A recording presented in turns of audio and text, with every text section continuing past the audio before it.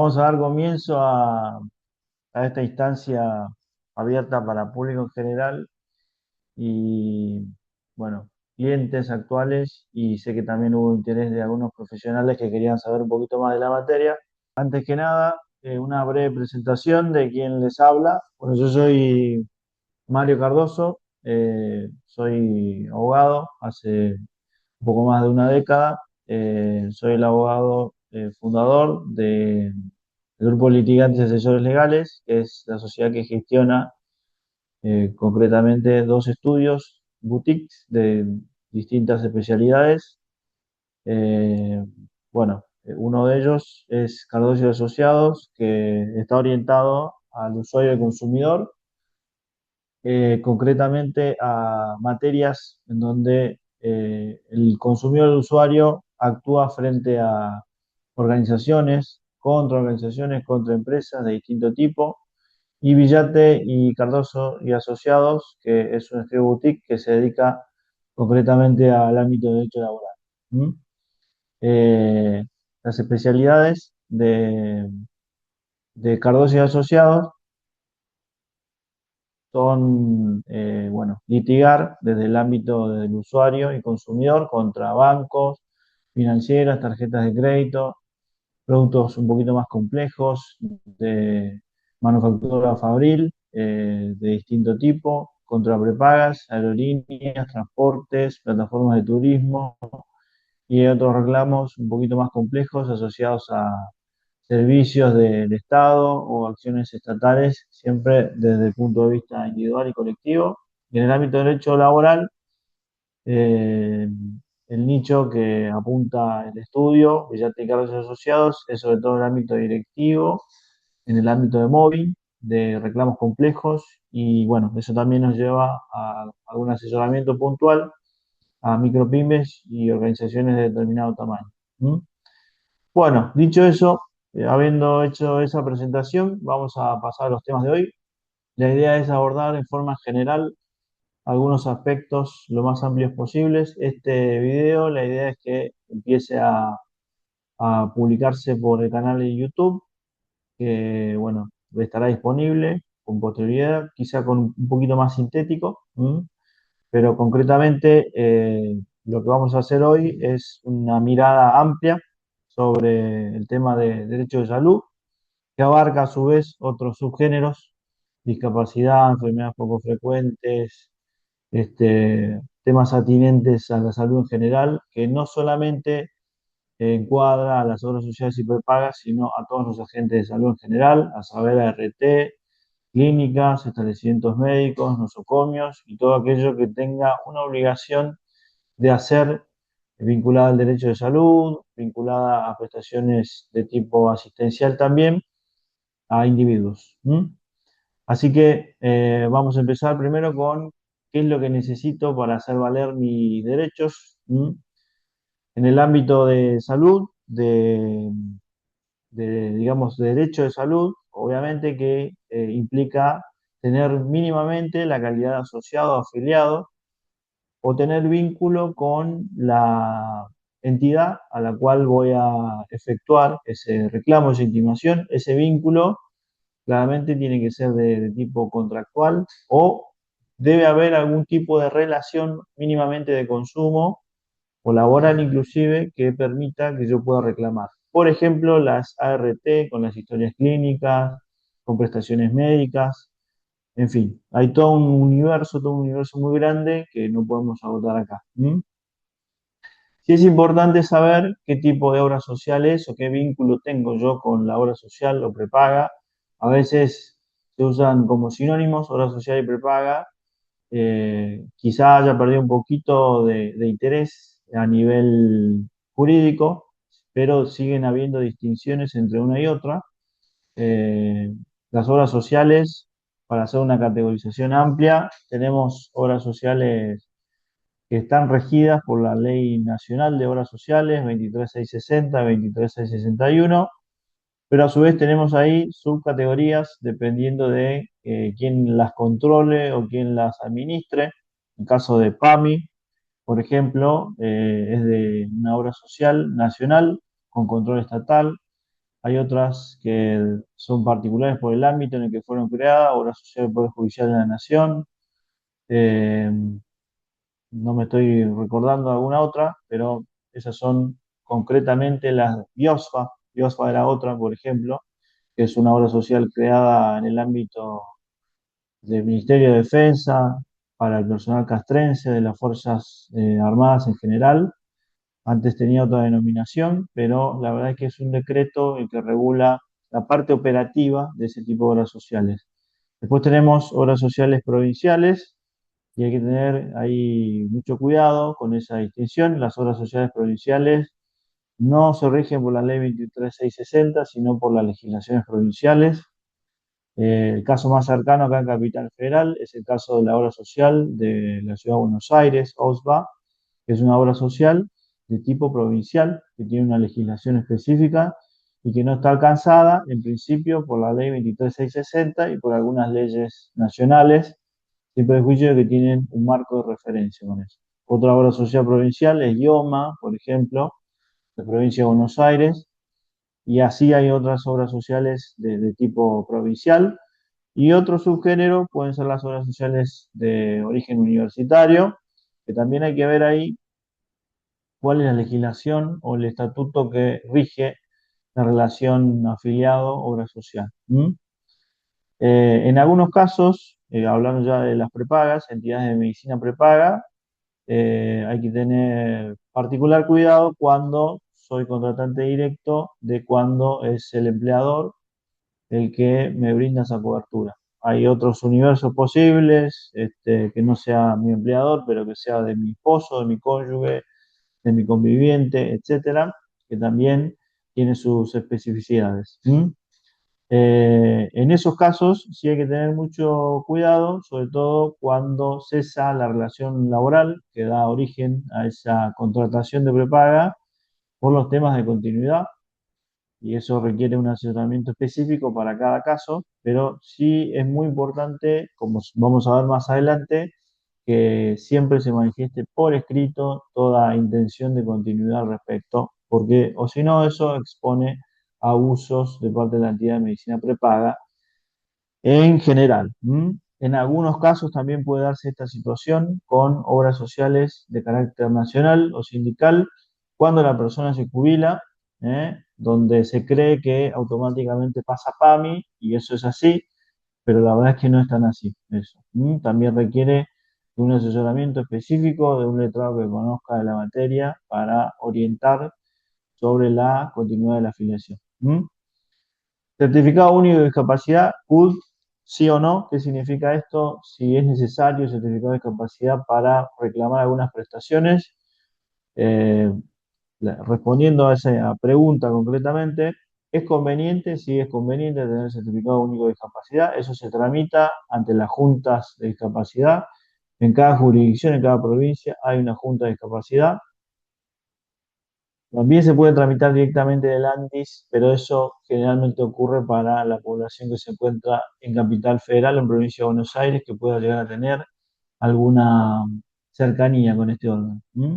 Si no, hay que averiguar en cada provincia, en cada municipio o un municipio cercano, suele haber una junta evaluadora que determina la existencia, entre comillas, de la discapacidad.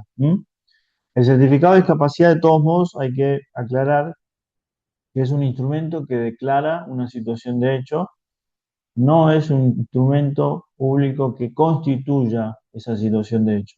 Esto significa, y esto es muy importante tenerlo presente, de que el certificado de discapacidad, digamos, entre comillas, aceita las cosas, pero no es necesario cuando la discapacidad es evidente y hay motivos de urgencia para avanzar rápidamente por una prestación médica o asistencial urgente. Entonces, el certificado de discapacidad para intimar la cobertura no suele ser necesario, salvo algunos casos excepcionales. Se puede avanzar con eso, se puede avanzar inclusive con el CUD de trámite, pero es muy importante que sepamos que no es, inclusive en juicio, relevante o trascendente si estamos reclamando a una cuestión que requiere de suma urgencia. Nuevamente, es un instrumento declarativo no constitutivo de la discapacidad. Significa que se puede avanzar sin él, pero sí sería importante para lograr los fines administrativos un reconocimiento mucho más rápido del asunto. Eh, y bueno, dicho eso, el sustento médico es muy importante siempre. El sustento médico significa que si yo voy a realizar el pedido de una prestación médica, necesito tener algún criterio médico que avale, al menos en juicio, lo que yo estoy pidiendo. ¿Mm? Obviamente que hay que analizar en qué situaciones eso es importante tenerlo al principio, durante el reclamo o solamente en juicio. Mínimamente en juicio digo porque al juez sí le tenemos que poder explicar, al juez, esto ya estamos en el marco de un amparo, que hay un médico que avala la necesidad de esa prestación. ¿M? Y tiene que ser muy específica, muy concreta. Para cada prestación es muy preciso lo que tiene que decir esa prescripción médica, esa orden médica. Para fármacos, tratamientos, cirugías, entidades, lo que sea. ¿M? El principio de prueba por escrito, ¿qué significa? Que siempre hay que dejar todo por escrito. No hay que confiarse en que un llamado telefónico, un pedido de ese estilo, un número de trámite, inclusive un WhatsApp o un pedido por un portal o utilizado en forma online, pueda llegar a servir como prueba de que inicié el reclamo, que solicité la cobertura de una prestación. ¿Mm?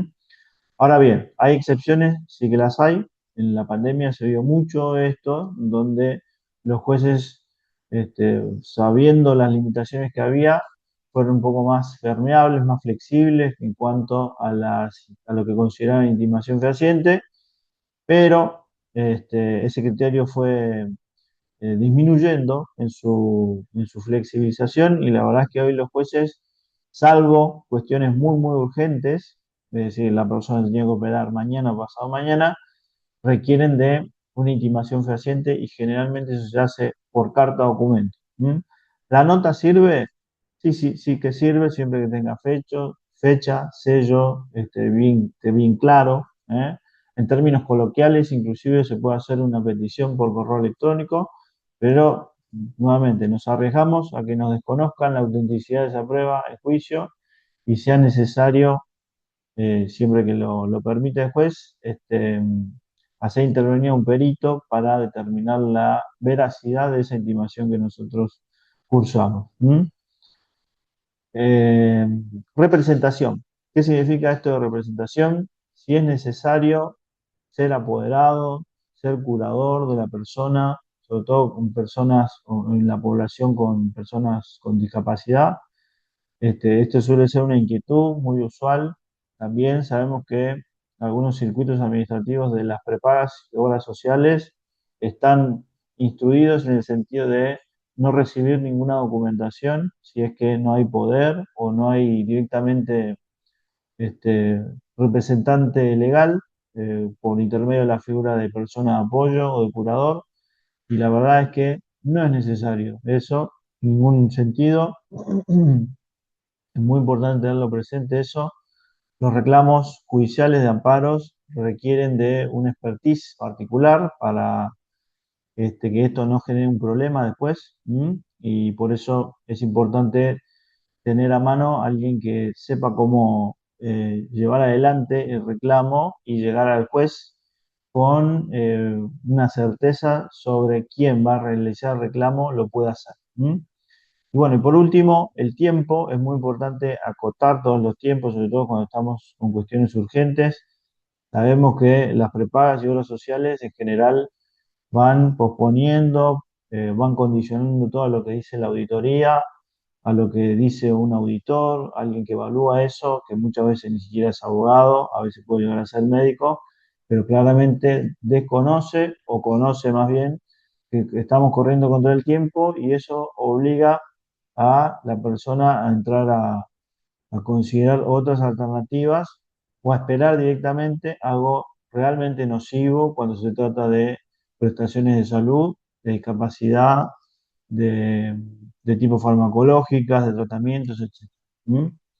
Bien, pasemos al punto siguiente, que guarda relación con la parte práctica, si se quiere, de la tramitación de esto antes de llegar a juicio. Estamos hablando siempre antes de llegar a juicio. Los pedidos siempre tienen que ser por escrito, de forma clara, puede ser de forma coloquial a veces. Esto significa que lo puede pedir cualquier persona, sí, desde luego lo puede pedir cualquier persona, tiene que estar firmada y fechada tanto por quien pide como quien recibe eso. Muy importante la fecha, muy importante que quede claro que no lo recibe Juan García de cualquier lugar, sino que es la obra social, que es la prepaga, la que lo recibió, que es la RT, la que lo recibió un nosocomio, el Estado, etcétera. ¿Mm? Siempre hay que solicitar plazos en lo que se pide. Es importante eso porque eso da cuenta de que tenemos una urgencia para solicitar eso que estamos pidiendo. Es muy importante guardar copias o los originales de las órdenes. Muchas veces sucede que vamos entusiasmados con una orden y dejamos todo ahí con la confianza de que vamos a recibir una respuesta positiva y la verdad es que siempre, si nos obligan a dejar los originales, mínimamente tenemos que sacar copias, dejar constancia de eso en la nota, o bien que nos sellen y firmen la nota, la orden médica, de forma tal de tener luego una prueba que permita acreditar al juez, ante el juez, de que nosotros hicimos el pedido. Ni qué decir de correo electrónico, plataformas, sin perjuicio de que hay veces que las plataformas no admiten adjuntos y eso restringe bastante la posibilidad de que un particular pueda hacerlo correctamente. ¿Mm? Todo esto después, de todos modos, se puede corregir, pero bueno, tiene que haber un profesional que sepa cómo lo va a ir corrigiendo de forma tal de que al juez podamos llegar luego con una resolución lo más rápidamente posible en beneficio de lo que se está pidiendo. ¿Mm?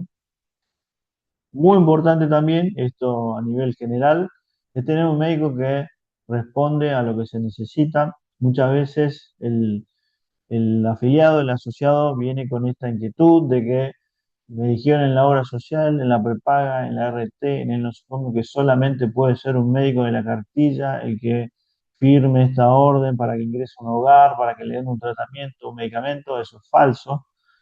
Si bien sabemos que hay resoluciones del Ministerio de Salud que este, quieren obligar psicológicamente hablando a la persona a que lo haga.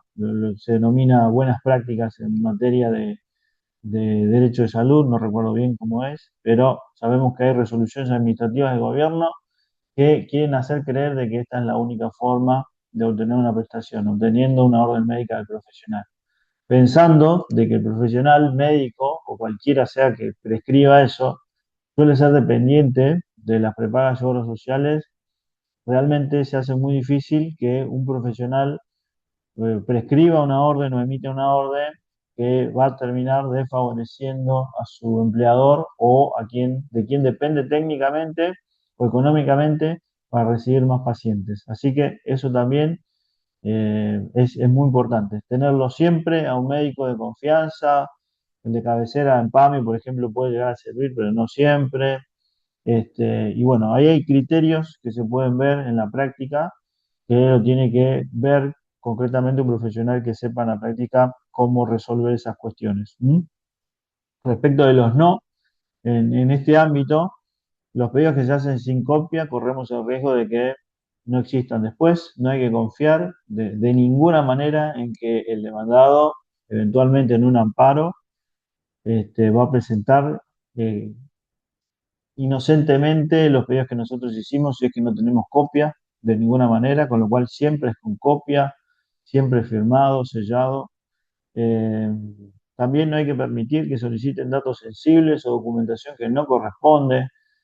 Sabemos, por ejemplo, obras sociales, una obra social que lo hace frecuentemente es PAMI, piden datos sobre los ingresos del afiliado, datos de ingresos y de constitución y de bienes del grupo familiar, una verdadera locura, porque ahí la obligación de la gente de salud, en ese caso, tiene que ver con el derecho de salud y no si es una excepción o no cubrir una prestación específica que está necesitando el afiliado, con lo cual son datos y documentación absolutamente improcedentes, muchas veces no lo saben esto, los afiliados lo hacen las prepagas, sabemos que algunas prepagas lo hacen, y persuadido por los discursos de telemarketers en ese sentido, a veces vienen con esa creencia que no es tal, no aplica en estos casos.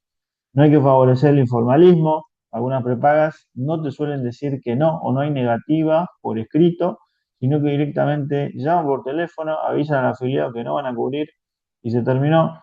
Eso pone una situación un poquito más contingente, más débil al afiliado, al asociado, porque no le permite probar al juez después de que hay una negativa. Por eso son importantes los pedidos por escrito, inclusive los más relativos o los más débiles, correo electrónico, implican alguna obligación de contestar eso. Y el silencio puede ser entendido como negativo. ¿Mm? La evasiva también, reenviarnos al sector administrativo correspondiente también equivale a una negativa. En cuestiones de urgencia de salud no es conveniente esperar, con lo cual también en esos casos hay que confiar en la experiencia profesional que está asesorando en ese punto. ¿Mm? Tampoco hay que confiar en la auditoría, eso mucho menos. Suele ser un error común, inclusive clientes que piensan que les estamos mintiendo con este tipo de cosas, pero la verdad es que no es así. Las auditorías son departamentos enteros contratados por las obras sociales y prepagas y no son abogados y están trabajando en función de producir la mayor cantidad de costos posibles de los agentes de salud, con lo cual son criterios muy subjetivos, que apuntan a una finalidad específica. ¿M? Aún con la ley del lado del afiliado, van a hacer todo lo posible para entorpecer lo que necesita concretamente ahí. ¿M? Y bueno, creer que el médico de cartilla es un amigo también es otro punto que está relacionado directamente con el último punto del sí anterior. ¿M? El médico de cartilla es un dependiente generalmente de la obra social, de la prepaga, de la RT, del nosocomio, con lo cual es importante que no, no considerar que vamos a confiar en su criterio, sino que lamentablemente debe seguir directivas de su empleado. ¿Mm? Que sí. Algunas prestaciones en particular que podemos orientar así de manera general. Respecto a los hogares se los denomina así en la ley de discapacidad, la 24901, que es una ley nacional. Eh, para tener criterios así a nivel general, siempre deben estar habilitados. Hogares equivale, perdón, a residencia geriátrica, residencia para adultos mayores, etcétera. Hay otro tipo de categorías también para personas con discapacidad o que tienen reducida su salud a un nivel, digamos, que no les permite una autovalidez, con lo cual también hay de ese tipo de entidades que eh, recibe a ese tipo de población. ¿M? En principio, si yo quiero alguna prestación de la obra social o prepaga, alguna contraprestación, algún reintegro, mínimamente ese lugar tiene que estar habilitado comercialmente hablando y dependiendo de la finalidad que tenga por el Ministerio de Salud. ¿Eh? De otro modo va a ser imposible un reclamo posterior porque no van a tener factura, no voy a tener habilitación, no voy a tener habilitación de autoridad competente y eso va a imposibilitar después un reclamo en juicio. ¿Mm? Esas son cuestiones prácticas que a veces se desatienden, pero si no se llega bien a la instancia formal, por un tema claramente de precios a veces, porque un lugar que no está habilitado, obviamente que tendrá un costo menor, pero va a ser imposible después obtener algo de la obra social, prepaga, RT, lo que sea, ¿sí? Bueno, hay que saber qué servicios tiene, porque eso permite de alguna manera hacer una categorización provisoria. Hay algunas cuestiones acá que la vamos a abordar así de modo general.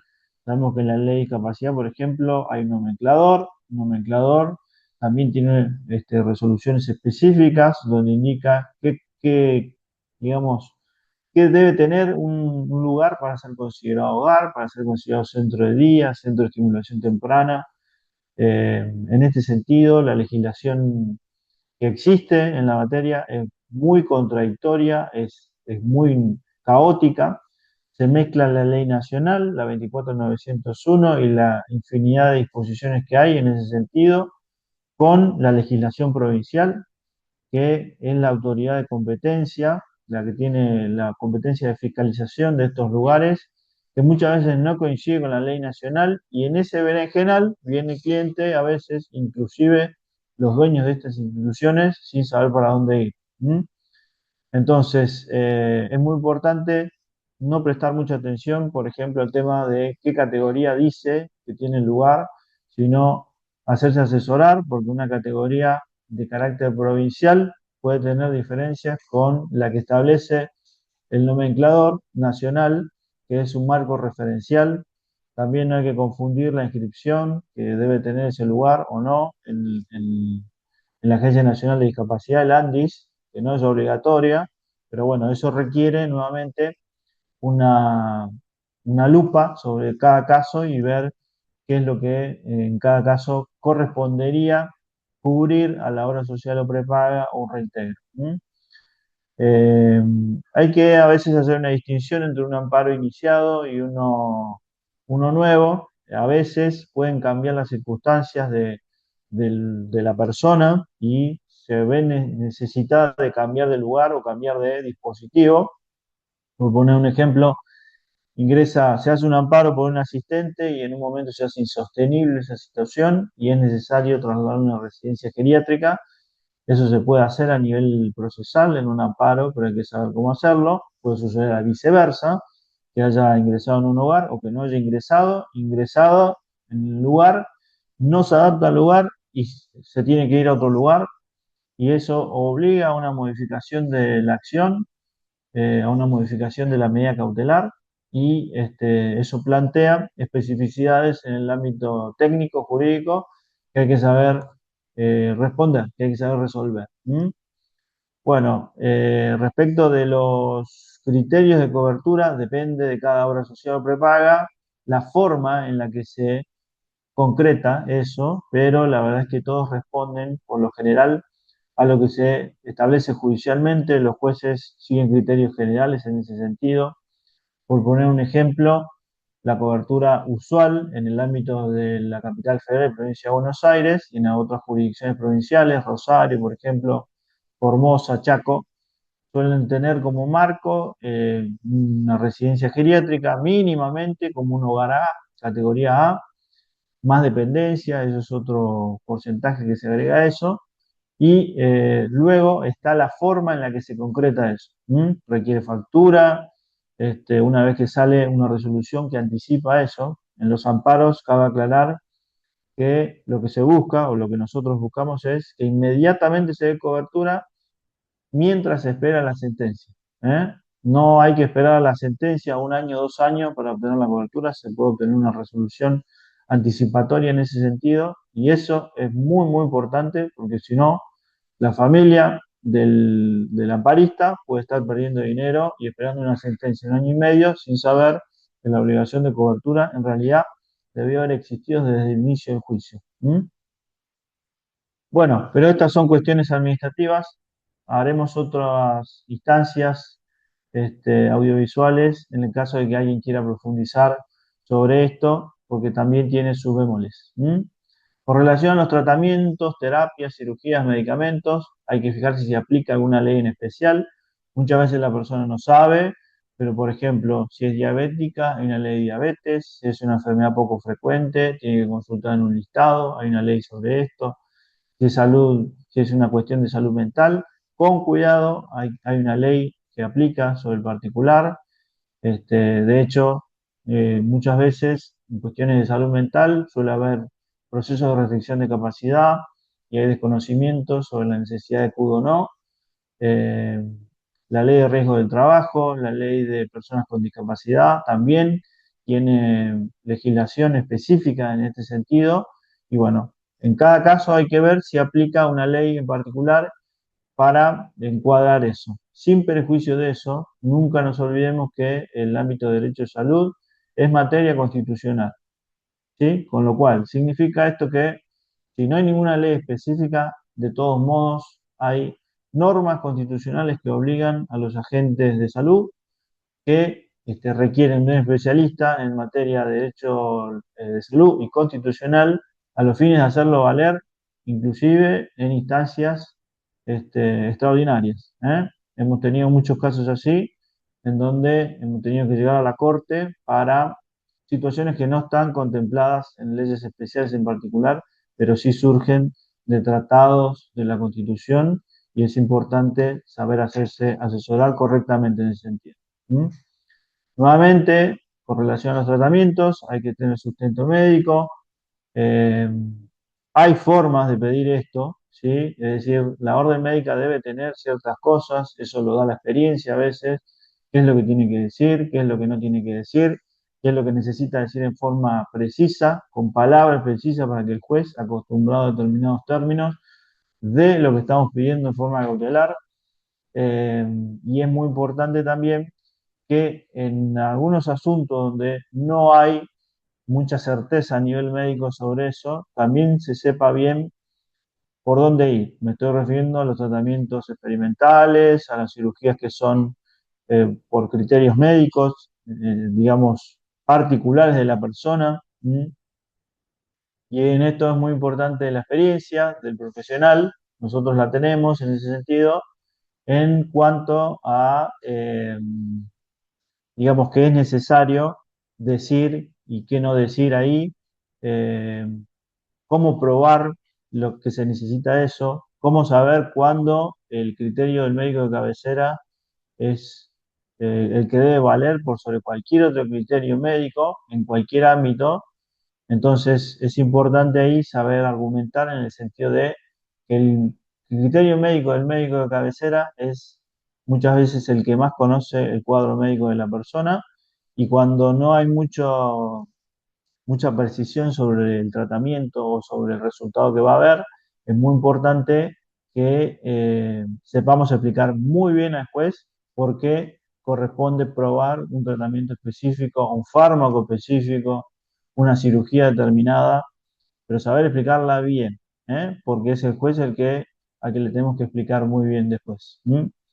Medidas de ejecución son medidas que tienden a hacer efectiva una resolución que ya está, pero que no se cumple. Por ejemplo, esto suele suceder muchas veces con los fármacos, con los remedios, en donde sale una resolución que obliga a la obra social a prepaga y entre que ese medicamento es adquirido, o hay una partida, supongamos, de una obra social estatal que va destinada a comprar un medicamento carísimo, pasa el tiempo, hay que saber qué hacer ahí, ya sea pedir la entrega directa de eso en algún lugar, ya sea ¿eh? Embargar concretamente a la obra social para que si no cumple en un plazo determinado, se los pueda obligar y se les pueda sacar dinero a través de un embargo ordenado judicialmente para que cumplan.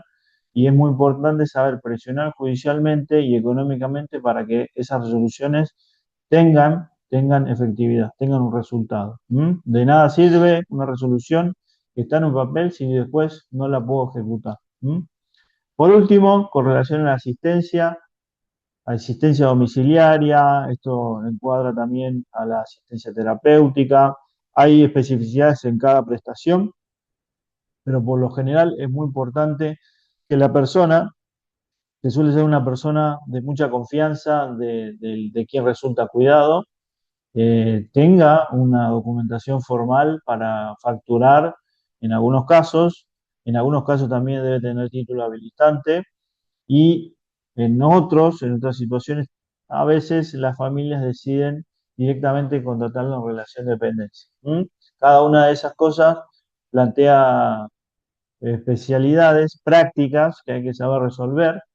Eh, muy concretamente también en estos casos, cuando es una empresa como prestador la que coordina la asistencia, tiene que saber cuáles son las implicancias de eso, la familia que lleva adelante eso, porque también plantea algunas dificultades, sobre todo en términos de idoneidad de esa gente, de control de la obra social o prepaga, de la formalidad que tiene en cuanto a la documentación fiscal que puede emitir, facturas, esa entidad, a las asistencias, inasistencias, preverlo y todas las dificultades que tiene eso, si es que cumple o no la empresa que presta esos servicios de asistencia domiciliaria. Muchas veces eso se suele conversar con la familia para que tome nota de eso antes de ir por ese camino, en lugar de, por ejemplo, una residencia geriátrica o especializada, donde esas cuestiones ya están resueltas. Los criterios de cobertura suelen ser también muy específicos. Nosotros concretamente solicitamos la aplicación de determinados criterios jurisprudenciales ahí que hay que conocer, con lo cual es muy importante tener un asesoramiento profesional ahí muy concreto, de forma tal de saber cómo pedir. ¿Mm? Bueno, ¿qué sigue? El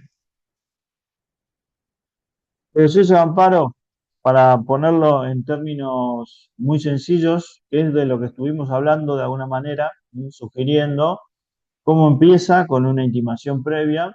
Esa intimación previa no implica el agotamiento de una vía administrativa, porque no estamos generalmente litigando contra el Estado, implica pedir por escrito algo en forma muy precisa. Nosotros lo hacemos en forma muy precisa, con antecedentes normativos, de qué ley nos avala y poniendo a la otra parte en la obligación de contestar. Cumplido eso, más otras cuestiones que se tienen que cumplir antes, se inicia el amparo.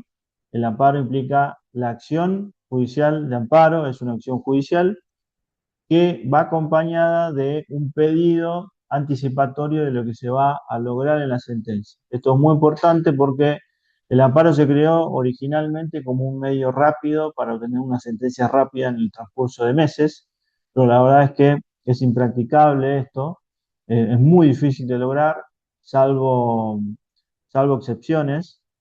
Entonces, esto obligó a que los litigantes o justiciables, se le dice a las personas que piden justicia, acompañen el amparo, la acción de amparo con una medida cautelar, que es simplemente pidiéndole al juez que lo que se pide en la sentencia se anticipe por haber cuestiones de urgencia que necesitan de una tutela judicial rápida y efectiva.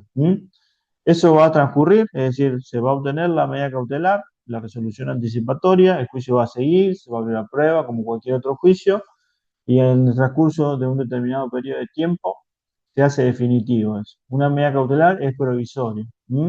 Tenemos que lograr que eso se haga definitivo con una sentencia, y la sentencia favorable hace que eso se consolide y que se incorpore al patrimonio de la persona que reclamó, al amparista. Bien, a veces hay un vínculo muy estrecho entre el amparo y otras cuestiones que están asociadas al amparo y, por favor, la que sigue. Ok.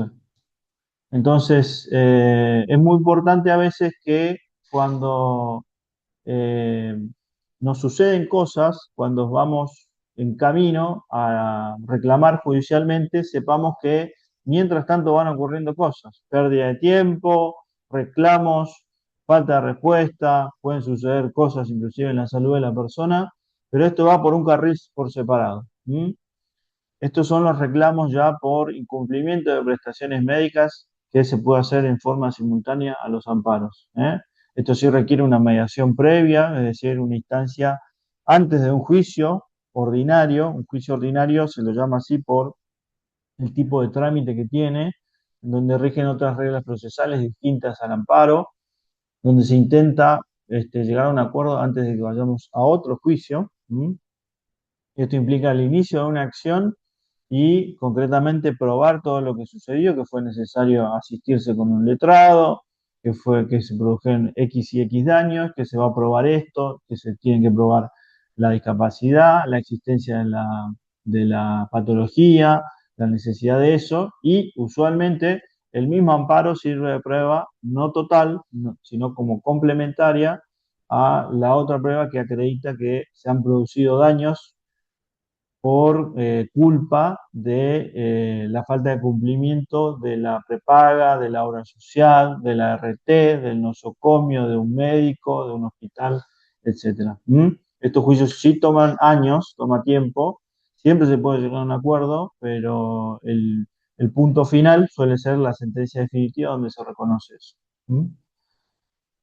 Bien, hay un vínculo muy necesario entre el amparo y la acción por daños. A veces el amparo, por su costo y su complejidad, requiere un trabajo profesional intenso, un conocimiento específico que no están en condiciones de cualquier persona de abordar, de poder cumplir. ¿Mm? Si bien en algunas cuestiones sí implica un ahorro porque hay un reintegro, por ejemplo el caso de los asistentes domiciliarios o hogares o residencias, hay un ahorro y esto implica que hay un reintegro de lo que se paga ahí o una asunción directa de parte de la prepaga del costo de ese lugar o de la obra social. No muchas veces ocurre. ¿M? Con el caso de los tratamientos, de los fármacos, puede llegar a haber algún ahorro también de parte del amparista, pero no siempre ocurre así. Con lo cual, muchas veces esta relación entre el amparo y la acción por daños puede llegar a facilitar el acceso de la persona a una tutela judicial rápida, siempre que nos sentemos a conversar bueno, cuáles serían los honorarios en cada uno de los casos. Si no se puede en uno, se puede conversar en otro y se compensa. ¿Mm? Esto requiere una conversación individual con cada familia, con cada amparista, a los fines de poder llegar a buen puerto que pueda acceder a un buen asesoramiento, pero obviamente con una contraprestación por los servicios que presta de nivel jurídico el estudio. ¿Mm? Servicios muy especializados. Bien, dicho eso, la propuesta diferencial que hace el estudio tiene que ver con el tiempo, principalmente lo que no se sabe hacer bien o lo que va a tientas, en vez de durar 6 meses o más, puede durar 1 o 2 meses o semanas, inclusive, dependiendo de la urgencia. La gran mayoría de los amparos implican un ahorro de reintegro o de asunción directa del prestador del costo de eso. ¿M? Y los honorarios suelen ser convenibles en nuestro caso. El amparo es una garantía constitucional y bueno, sin conocimiento específico puede haber riesgo de, digamos, dilatar esa cobertura que se necesita o que se equivoque el camino directamente con rechazo de demanda. Hay algunas legislaciones que es muy importante saber, conocer, porque establecen condiciones previas. La ley, por ejemplo, de obesidad para las cirugías hiperbáricas es una ley que no se conoce en general y genera muchos rechazos en letrados que no conocen de la materia. Mismo las contestaciones de las prepagas o obras sociales en las cartas de documento pueden llegar a confundir mucho a un letrado que no sabe bien sobre la materia ni qué decir de un cliente que puede llegar a no tener ni siquiera asistencia técnica en ese sentido y entra en el juego de las obras sociales y prepagas, algo que realmente causa mucho perjuicio. ¿Eh? Y los reclamos de los daños en ese tipo de reclamos, de amparos, la verdad es que no cuesta nada, suelen ser pactos de cuota litis los que se hacen, es decir, los reclamos que se hacen a resultas de lo que se obtenga, con lo cual hay muchas facilidades realmente para hacer este tipo de reclamos, siempre que se converse concretamente con el cliente. ¿Mm? Bien, esto era lo que teníamos pensado exponer hoy para quien quiera profundizar un poquito más, ya sea profesional, ya sea que quiera hacer todo ese camino solo o quiera saber más simplemente sobre la materia. De a poquito vamos a ir subiendo material eh, al que puede acceder cualquiera sin necesidad de un desembolso mayúsculo sobre el particular. ¿Mm? Dejamos ahí también la invitación a que nos sigan por redes, a que visiten nuestro sitio web, a que bueno, sigan las publicaciones tanto de Cardoso y Asociados como Villati y Cardoso. Y bueno, también en el canal de LinkedIn tenemos usualmente algunas publicaciones que tienen que ver con la materia. Recuerden que esto es uno de las categorías en las que tenemos especialización, pero también hay otras que forman parte del ámbito amplio del derecho de consumidor y del usuario. ¿Mm? Agradecemos nuevamente por haber participado hoy de esta instancia. Luego, con un poquito de edición, subiremos esto a YouTube, al canal, y lo pondremos a disposición, como así también otro material que pueda resultar de utilidad. ¿Mm? Bueno, muchas gracias. Buenas tardes.